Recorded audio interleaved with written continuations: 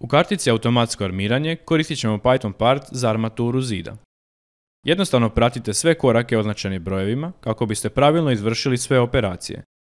Uključit ćemo opcije za odabir zida kata i otvora u svim elementima. Najprije je potrebno odabrati zid koji želimo armirati, zatim odabrati zid kata kako bi se pravilno postavili svi ankeri, te na kraju postaviti sve otvore koji se nalaze u oba zida. Armatura se automatski prikazuje žičano prema prvotno zadanim postavkama. Prije nego što kreiramo armaturu i presjeke, potrebno je postaviti sve parametre u drugim karticama. U kartici općenito možemo postaviti zaštitni sloj, klasu betona i čelika. Ispod možete postaviti sve parametre i uvjete za izradu armature, kao što su minimalni promjeri i razmaci.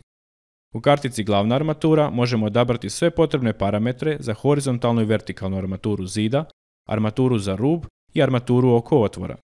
U kartici otvorene spone definiramo sve postavke za različite vrste spona numerirane prema skici. U kartici presjeci definiramo opise i oznake za armaturu za pogled, vertikalni i horizontalni presjek.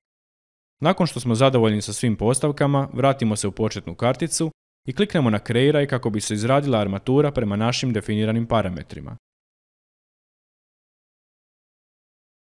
Nakon toga, u odjeljku za presjeke, također kliknemo na kreiraj i odaberemo točku u tlocrtu u kojoj Allplan kreira sve prethodno definirane presjeke sa postavkama koje pamti iz prethodno izrađenih presjeka u Allplanu. Svu armaturu kreiranu na ovaj način možete dodatno urediti, kopirati, rastegnuti i sl.